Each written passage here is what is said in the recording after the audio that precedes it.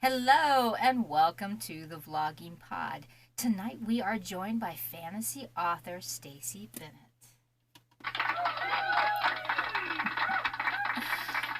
Welcome, Stacy. Hi there, how are you tonight? I'm pretty good. Um, I think you're going to be an awesome guest because as we were getting the cameras going, we were ready to roll. I hope so. I always have fun. It's Thursday night, time to go out and socialize and be sorry about it tomorrow when you have to go to work. True that. True that.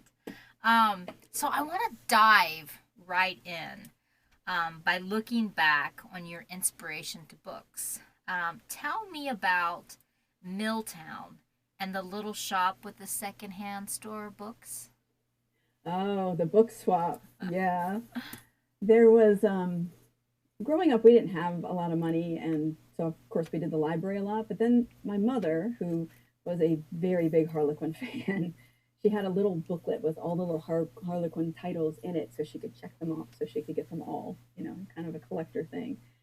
We found this little shop next to a bakery in Milltown, New Jersey. And what they did is they took in used books and they would sell them, so to speak, for like 50 cents a quarter. And then when you've read them, you can either keep them or you can bring them back and get 10 cents, 5 cents back in credit to buy more books.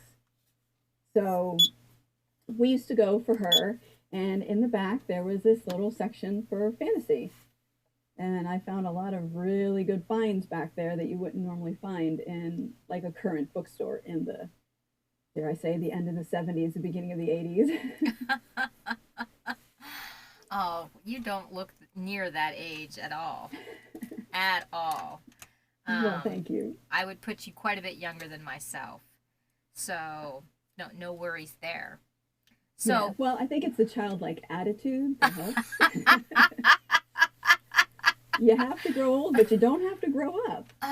yeah, there's that.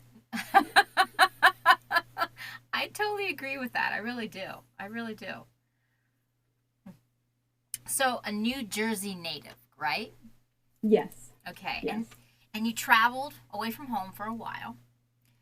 Right. My Okay. husband for a while was a Marine, so we've been across the country at least twice, maybe 3 times. Oh, twice or three times. So, I Yeah, mean that has to add to your writing. Yes?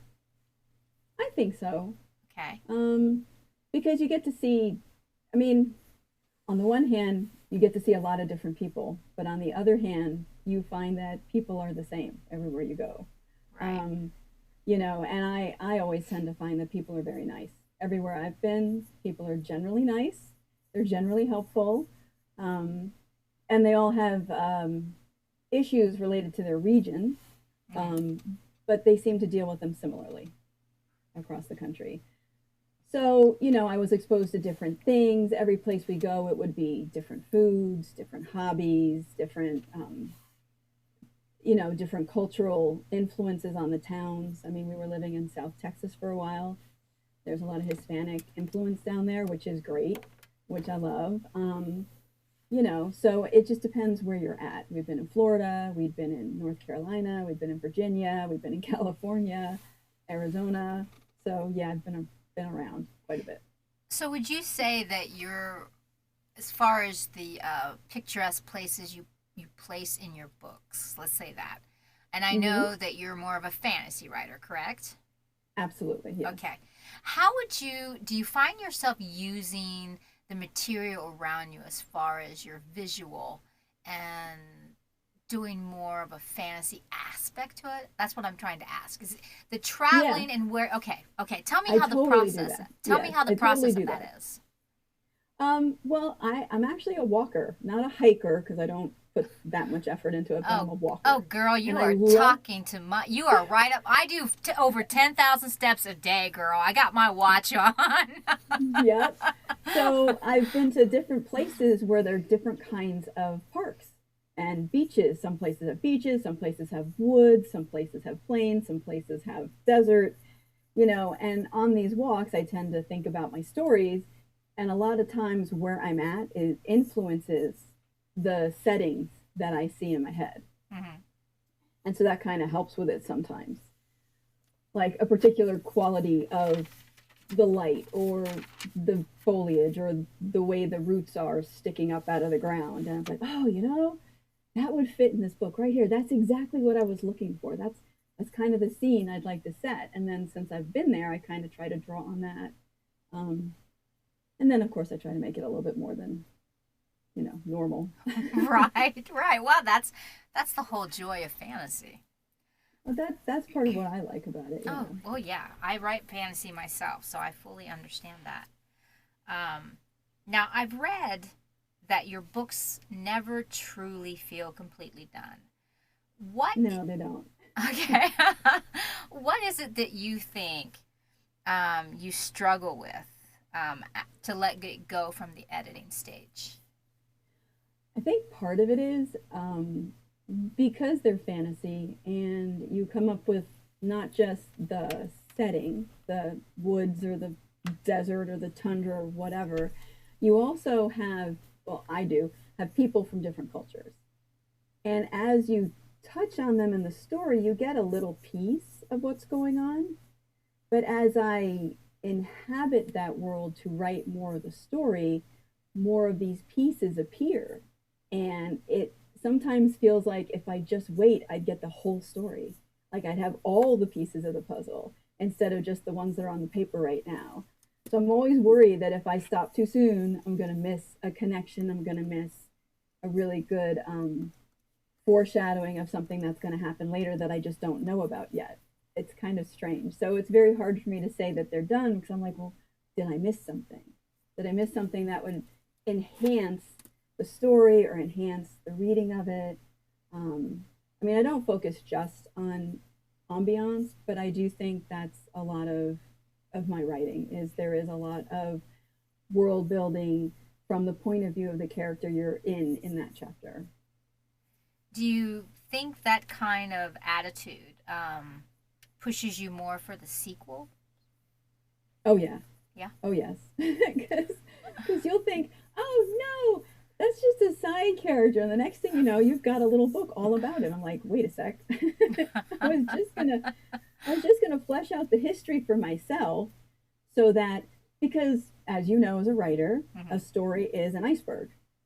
And what you put in the act on the actual paper is just the tip of the iceberg, but you kind of have to know the whole iceberg to know the form of what you're putting out there. So if I have a character who's going to react a certain way in a certain situation, it's good for me to know why. Like I know why he is the way he is. So then if another situation comes up, oh, okay, that same past history will inform his reaction this time. You know what I mean? So I kind of use that to enhance my characters, but then again, then they turn into their own heroes of their own stories, and it's hard not to want to keep going with it. No, I understand that. I'll be honest. There are. Let me ask you this first before I say anything about myself.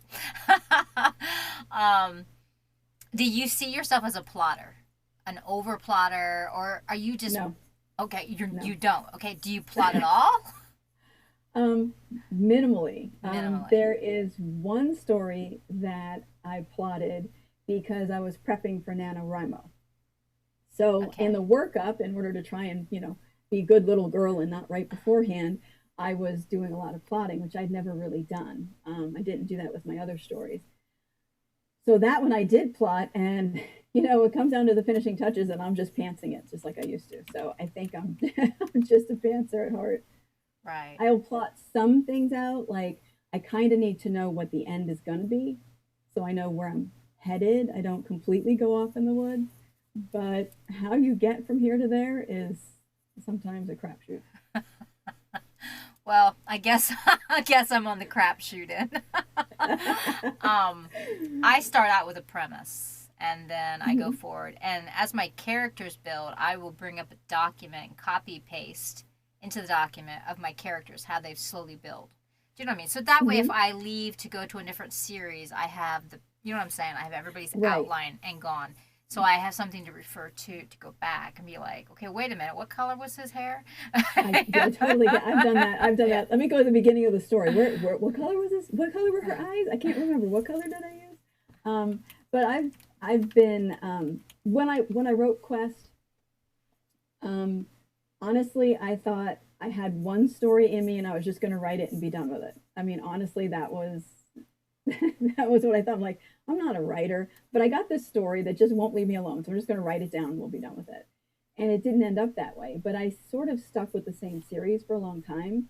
So there's not a lot that's documented. It's all in my head. I tell people that's why I have memory issues. I have at least one world starting on two or three now occupying space in my skull. I don't have room for what I had for breakfast. Right.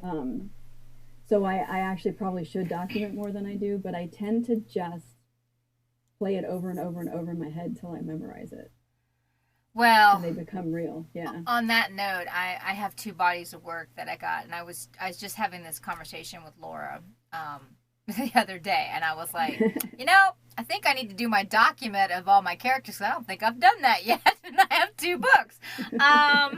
So yeah, I get that, but as far as when you say that you do plot the ending, so you know where you're heading, right? Well, what it is the premise that I come up with usually involves the arc of the character that I'm focusing on. Okay. So See, I know where they're starting, what they're going through, and where I want it to end. So if you ask me if there's an HEA, I can tell you yes or no. well, I never know the endings until because you know why? I think it's exciting to write. It's like I'm reading a new book. You know what I mean? It's like Right. I'm reading a new book and I'm Absolutely. like, oh, what's gonna happen next? I'm like, oh crap, I've got to write it. So, with talking about your books, and you're leaving the editing stage, tell me about. Now, I might mispronounce this, so please forgive me. Is it the Corthan Legacy? Yep. Okay, awesome. So, tell me about this series.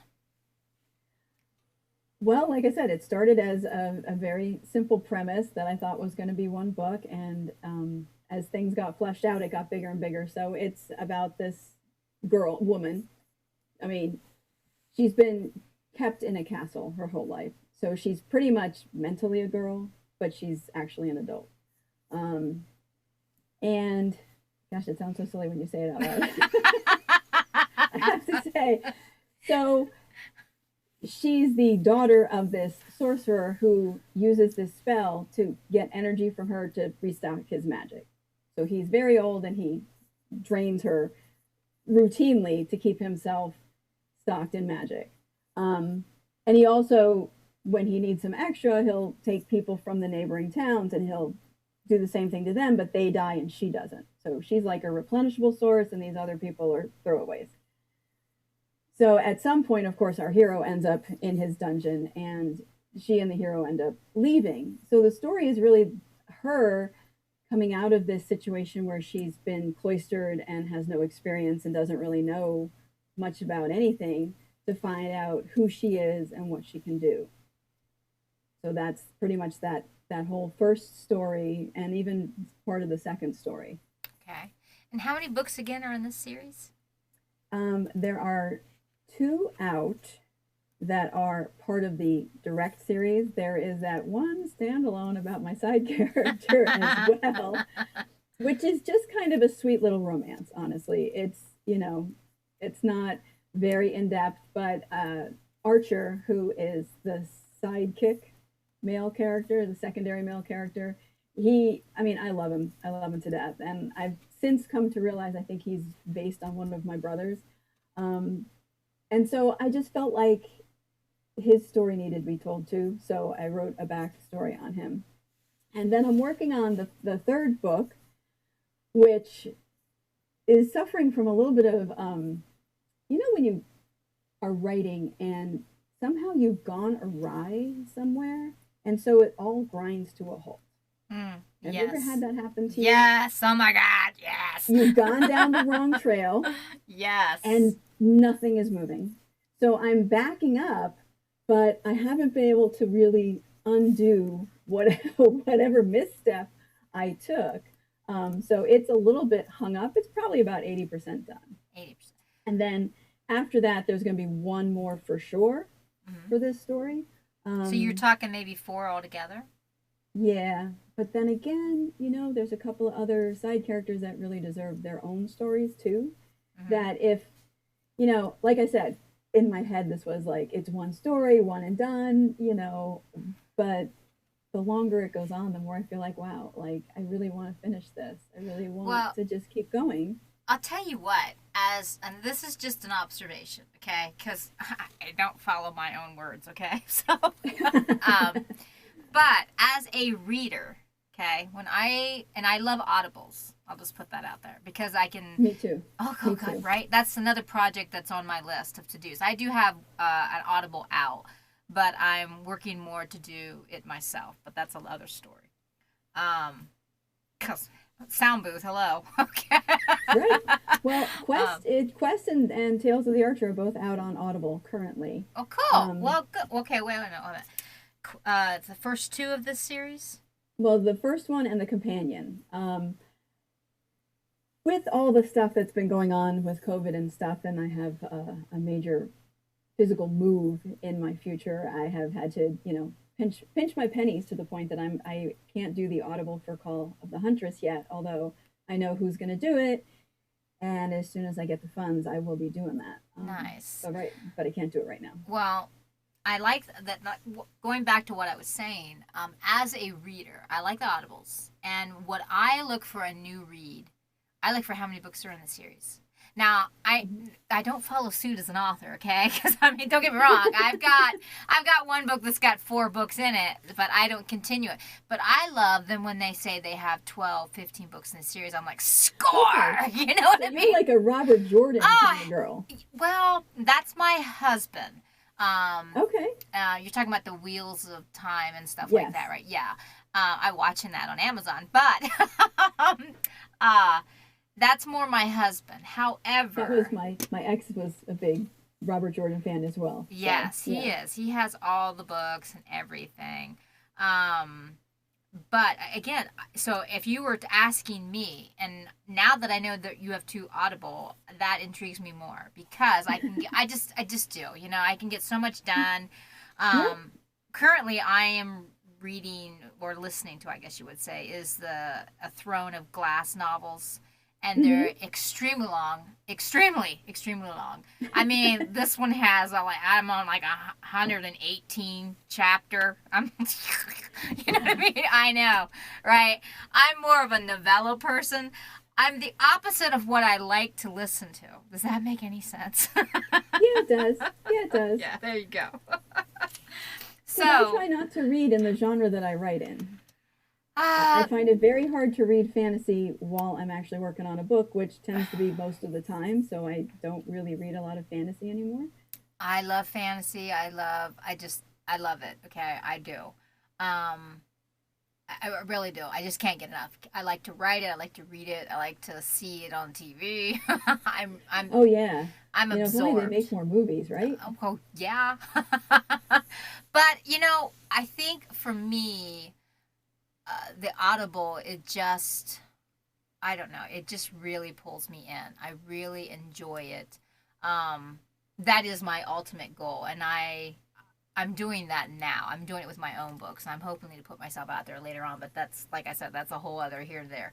But I am neurotic about it, because Mm-hmm. I'm sure when you hire a voice, Oh like yeah. which I'd love to hear about how you hired your first. Um, but I'm neurotic because I was like, do I sound like that? And then I'll go back and I tweak and I tweak and I tweak and I tweak. So it is a Yeah, that's long. why I would never be able to do my own because I don't even like my voice. So, Well, you know, I. I'm cool with writing the words, but somebody else has to do the Oh reading. yeah, I Definitely, feel you. somebody else has to do the reading. I feel you. Well, it's my goal. It's my goal, and I'm working on it currently. But that's a whole other story. We need a longer interview to get into that. Uh, so now let me know if I got this wrong. Okay, Amazon, I believe, has you at 4 books to you. Yes. Yes. Okay. All right. Cool beans. So we have Quest of the Dreamwalker, you have the companion novel Tales of the Archer, you have Okay. Call of the Huntress, and then you have this other little side novella that I did kind of as a joke with some other author friends of mine. I saw that. We were going to do an anthology of shifter stories. Mm. And we were all trying to pick some new and different shifter story, and write these small little stories and then put them in together in a novella. And it never came to fruition, although I finished my story. So I was like, well, I'm self-publishing anyway. What it doesn't hurt. I'm just going to stick that one out there. That one also actually is on audiobook, and it's not just on Audible. I believe it's on Findaways. Nice.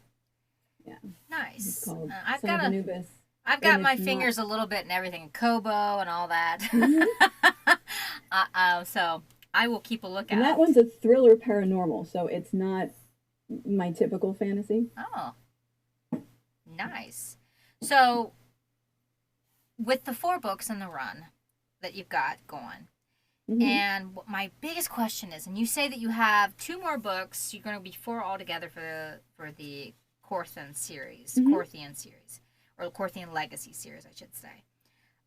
What I'm really curious about, and here, this is a pivotal question. Are you ready? I'm ready. You're gonna I'm kill. ready. I'm You're holding gonna. on to my seat. You're gonna kill me. I want to know what's the next donut that's gonna be served at the next writing table. Well, actually, I'm heavily invested and most of the way done in a standalone. It's a paranormal romance, Angels and Demons, Mm-hmm. and I have to say this one is absolutely fabulous. I'm sorry, I don't take credit. My muse brought down the thunder on this one because it's a really great story. I just love the characters. I love, and it's a Whoops. standalone. Sorry. Hold on. Hold on. So Sorry. Gotta stop. Shut that see, off. that was my muse getting all excited there. No, we do about 20 minutes. I just started a timer, but you're fine. You can go a little bit longer. I set it for about 20 minutes. But it's fine. Keep going. Go ahead and explain what you're saying. Oh, it's a paranormal romance with angels and demons, and basically, instead of having heaven, earth, and hell, I have them laid out geographically. So the west Ah. in the desert is the Hellions and the Hellborn and the Lord of the Desert. In the middle is Eden with the humans, and in the east is the mountains of Imperia, which is where the angelics live. So Nice. there's obviously conflicts between the east and the west, and the people are in the middle. Okay, that's awesome. But what's the donut that you're eating while you're writing these? What do you mean? Your donut. What do you mean my donut? What I'm reading? What you're eating, your donut. You said it was in, I think it was a Oh, 2016 interview. oh my gosh! I told you I have memory issues. What donut am I eating? You said that you eat a donuts. You eat donuts while you're writing. I do, and they're almost always the same. I like either Dunkin' Donuts coffee rolls when I'm feeling really naughty, or just a glazed donut. And I still get donuts when I'm writing. That's why I said you're going to kill me for this question. No, What's the it's true though. donut? There's something about the sugar and then the coffee next to it. It's just perfect. Like, I mean, I'll go to Starbucks because they let you sit there forever. Dunkin' Donuts aren't as much fun to write in as a Yeah. Starbucks, or used to be before COVID. Hmm. Um, but definitely the sugar content at Dunkin' is way better for brain cells. Nice. I Yeah. got one more So, but the question. coffee roll is my favorite. All right, I've got one more question for you. Because we're a little bit over, but it's fine. I tried to stay about 20 minutes, but it's okay. Okay, In I feel 2000, special. what? I could say a lot, but we're gonna go way over 20 minutes. In 2006, and you are special. I want you. I like to have every guest feel that way, but you are. Um, Well, in thank you. in 2016, with a published Hmm. book, Quest of the Dreamwalk, I have your answer to the best thing about being a writer is. Can I quote you on this? Do you mind? Yep, go Okay. ahead. I That one I can know. I can always change the story if I don't like it. Now on that, is there any work that you've put out there that if you had the chance, you would go back and tweak it? I'm not saying you would totally redo it, but you would tweak it. And tell Oh me my what. gosh, if you give me the opportunity, I tweak all of them all the time. You can ask one of my author friends, Audra Trosper. Yeah, if you give me the opportunity to go back into that formatting, I'm changing something. I'm changing something. But I think I don't change the big stuff. The big stuff. Just There's not just little oh my gosh, I can't believe I wrote that. So, You used the word barn in 2 sentences in a row, Stace. What are you doing? You're supposed to be an author. oh, Come on, you're better than that. Where's your thesaurus? so do you think your tweaking is just because back when we were talking about your editing and how Yeah, you would never let it go, it's hard for you to yeah. let it go, that you would never really let them go. Do you think Well, it's because you want to include so many tiny little details? Maybe that your mind is seeing the whole world of your book that you've created, and um, oh, felt like something just dropped on me. That freaked me out. Anyways, whoops. yeah, I know, right? It's probably one of those little orange beetle ladybug things. Um, they get everywhere. So, do you think that's it? That you just your world is just so big when you're creating them that you want to get all this in, and then you stop and think, I should have done this or I should have done that. Is that what the issue for you? Do you think mainly is? No, I think at that point, I mean, usually by the time I'm actually willing to let them pry it out of my hands to send it to an editor, um, the bigger plot points and the reveals are pretty much done. Mm-hmm. But I have to say, I'm a huge people pleaser. I really am. And I do worry what other people think. So when I see all the vitriol about bad editing and bad word choice and, oh, I'd never read that author again. They did blah, blah, blah. I mean, to me, having written these many words and this many books, having a typo in your book is kind of like having a single sock in the dryer. You obviously put them all in pairs, okay? But somehow at the end of the dryer cycle, you end up with a single lonely sock and nobody can figure out how that happens. That's the kind of the same way with typos sometimes. You can have 5 different sets of eyes go over this text, Yes. forwards and backwards, and somebody, you go to sign it, to send it to somebody, and you're flipping through it, and you go, oh my gosh, look, there's a typo. Like, I how did that get in there? I think that there's always perceptions for everyone who reads a book. I mean, people are going to see an error, or and some people will not see an error. You see what I'm saying? And I Mm-hmm. think that if your story's good enough and it's See, that's the intriguing point. and pulls people in, those little minor things, especially being indie authors, um, let's be honest, and I'll just put this out here for anyone who's listening. We make 33 cents for every 99 cents we sell. Yeah.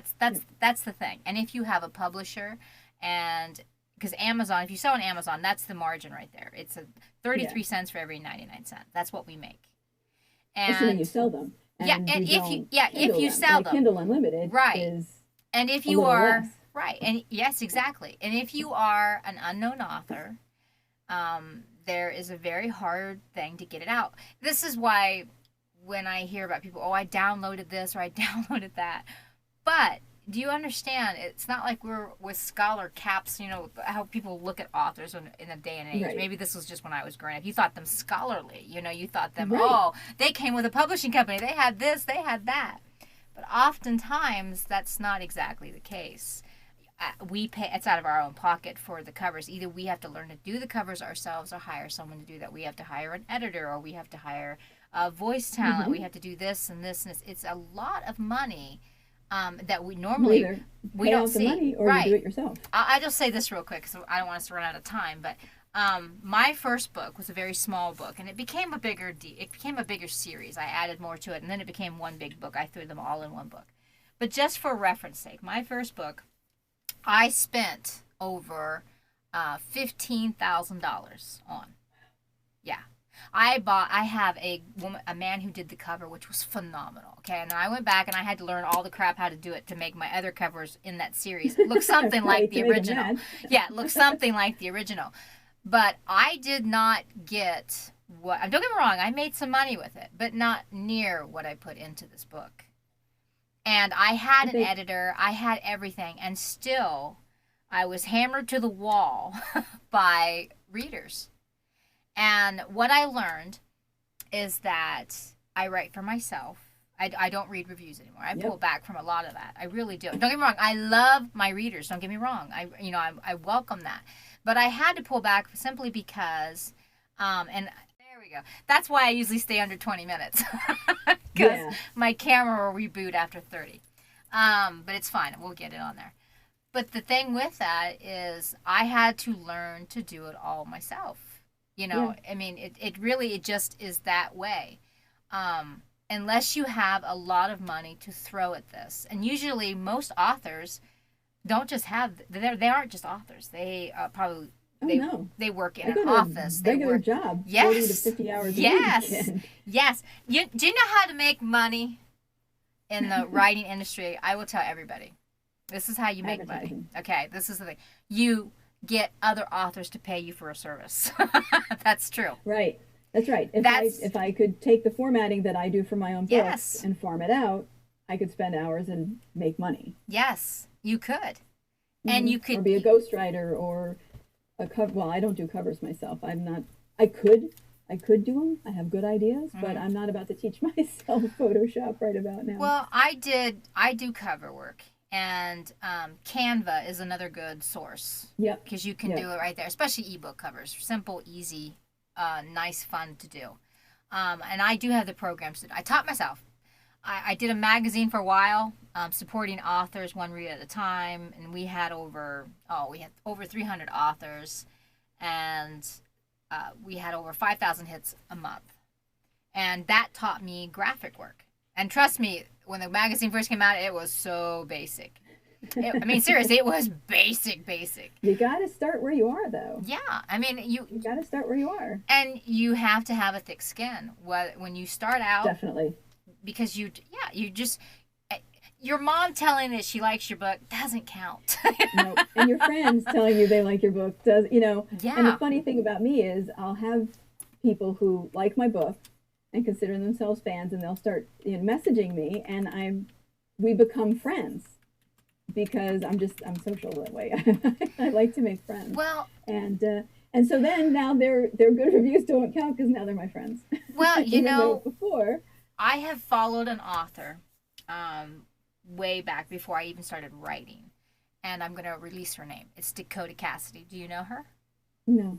Okay, look her up on Facebook, and anyone who's listening. And one thing I thought about her, and she has quite a books to her name. I'm getting tongue-tied. Quite a few books to her name. There we go.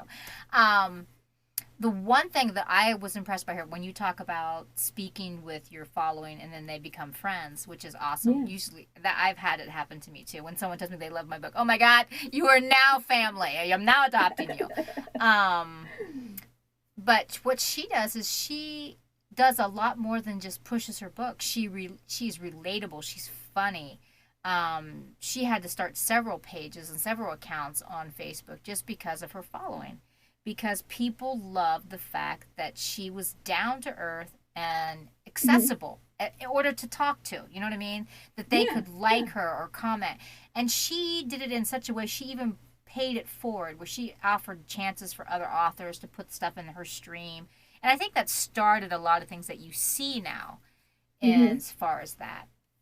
And I am rambling on. Anyway. That effect on people. Well, it's a good effect. It's a good effect. I could talk with you longer. It's social. Yeah. I could talk with you longer. I like when people feel comfortable around me, Well, you actually do give that out. I really do believe that.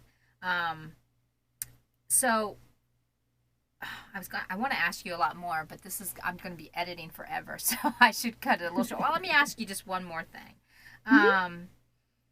Tell me, now I know you have the 4 books. And you have the other series. Now, tell me, is that going to be the fantasy, or is it out of your range of norm, what you were saying earlier?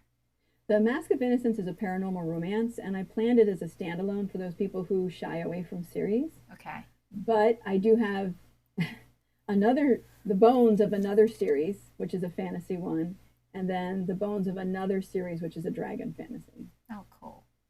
Although the dragon fantasy may end up being just one book, but I don't know. So. Well, I'm definitely going to look you up, especially since you just told me you were on Audible. So you might be another read of mine, especially if that's going to go into 4 books. And if it's good, then I'll be like pestered. Hey, remember me? Feel free to hit me up on Facebook anytime you like, or Instagram. I need some more books in this series, woman. I need more. I know. Get at it. I was, and you'll understand this being an author, is I got to the end of Call of the Huntress, and I kind of wanted to end with something impactful, because originally Call of the Huntress and Hound of Barakan, which is the two second and third book, were supposed to be one book, but it just got so large because they ended up in another place, and then that related back to Archer, and then, well, I've already discussed Archer kind of in this companion novel. I can't just like gloss over it because now he's like a thing. So they were supposed to be one book. So I worried that Call of the Huntress would suffer from the Two Towers symptoms, where, you know, you read the Two Towers and it kind of ends in the middle of the story. You're like, where's the rest of the book? And it's Return of the King. So I wanted to have something at the end, and it came to me literally in the last 2 weeks of editing. I'm like, oh, yes, that's what needs to happen. But now I'm like, okay, now how does that impact the rest of it going forward? I'm like, oh, crap, I need to rewrite this. I need to rewrite this piece of this because now it's starting from a different place. Right. Well, I did it to myself. You would definitely have to come back on because I can think of a lot more things I can ask you. But you were a joy to have on. I really, truly have enjoyed having you on. This has been great fun. Thank you so much. I would love to come back on anytime you want. We'll have some coffee, some coffee rolls. I've already been drinking my coffee, but okay. I can't have coffee this late. I'll be up all night. I've got editing to do. That's another reason why I'm like, girl, we are over 20 minutes. I'm sorry. I'm going to be in this sound booth all night. Anyways, you were a very joy to have on. I do believe you do bring people in with your talking, and it's an actual joy to have someone that you can bounce back and forth. It really is. So thank you very much for that. Oh, this was fun. This is great. I'll have to look up your series. I didn't know you wrote fantasy. Well, Laura says, here's a podcast. Would you like to be on it? I'm like, okay, free advertising. Okay, I'll do it. You know. Well, I'll be honest with you. You either love me or hate me as a writer. I do everything myself. So that's another reason why people will hate me. I'm very forgiving. You have to understand. You will need to be. Well, no, because, I mean, I even had, there was a book I read. They had asked me to review it. It was just a novella. Uh-huh. And I really liked the characters. Like, I thought they could have done so much more than a novella with these characters. But the editing was in need of some polish. Yeah. So it was really hard because the editing was really needed. I think it was a beginning author, and I was like, well, this character was great. Like, These are great characters. I mean, I didn't have trouble finishing it, you know, because the characters were great, and I said, hey, I'd like to read more about this character. I think this is a great character. I want to know more. Write more. You know, it always intrigues me when people say, I want to read your books, and then I'm like, oh, crap. Right? I have the same feeling. I'm like, oh, crap, please. If you're going to read my book, don't toss me between, you know, I'm going to read your book, and it was nice. That I don't want to hear in the middle. It's like, oh, crap. They're going to read me books. Oh, great. But no, if you're going to read something of mine, start out with a Vella that I've got on Amazon. I'm doing one called Yaki Bound, and it is dedicated to Laura. She is my muse on that. So if you're interested, go, because it's free for the first 3 reads. That'll tell you kind of how I am, and you'll be like, this ain't for me. At least it's free, and you'll be like, okay, and I didn't pay for this. or hook up with me, and I'll make sure you get some books. No, that'd be great. Oh, cool. I will close this here because I'm going to be in here editing all night. Not that you were, not that you're not worth it. This is just us chit-chatting. You're worth it. You really are. You're a lot of joy to talk to. I really have enjoyed this conversation. Well, thank you so much. I appreciate it. We started a new video. Come on. Wow, I'm really special. Here's the short post. I know. I'm going to add a little text all of us. She's so special. We're way over 20 minutes here. Anyways, I truly did enjoy it. You will have to come back because I think we could go on forever. So, okay, that would be great. I'd love to have you pin me with questions that I can't remember the answer to. Well, we're still booking for July and August. We'll get you in. All right. July's my birthday month. All right. We'll celebrate that out. Anyways, I want Yeah, to. we just won't use any numbers on that though. You know, Oh we're not heavens, gonna say. heavens to Betsy, no. I'm about 50 myself, so I feel you. Well, I'm Um, over 50. no, you don't look it. You don't look it. And that's Well, thank that's you. that's the true key, kiddo. That's the true key. Anyways, I just wish I didn't feel it. I guess is that I oh guess I don't mind the look so much as if I didn't feel it. Like I do no. feel all of a half a century. Yeah. I think it's all a mental state. You know what I mean? We have to keep ourselves Yes, in a and I've positive. my life has been very stressful, especially the last couple of years. And this 6 months of the beginning of this year, this is the other reason why Hound's not done is it's there's just lots of stuff, You lots of know, stress. we could end this podcast and have a phone conversation because I could tell you about my last 6 months too. Oh my gosh, you poor thing. I Well, you know know. what? Tell you what, look me up on Facebook. Okay. We'll message. We will. We will. I Feel want to. free to message. I'd love it. It'd be Awesome. awesome. We will do that. I want to thank you. I want to thank everyone in the room tonight. This was a more longer conversation that I've had on the podcast here in a while, and it was a true joy. But we do have another podcast coming up this Thursday, this coming Thursday next week. Let me put that in a little bit easier terms. So please stay tuned and come back, guys. And also, you know, we're not just about authors or celebrities or in the business of entertainment. If you have a great story, please look us up on sheshedstudios.net. Fill out the information on the booking page, and we'd love to have you on. We'd love to hear about your life as well. For now, thank you for being here. Have a great evening, and we'll talk to you soon. Bye bye for now.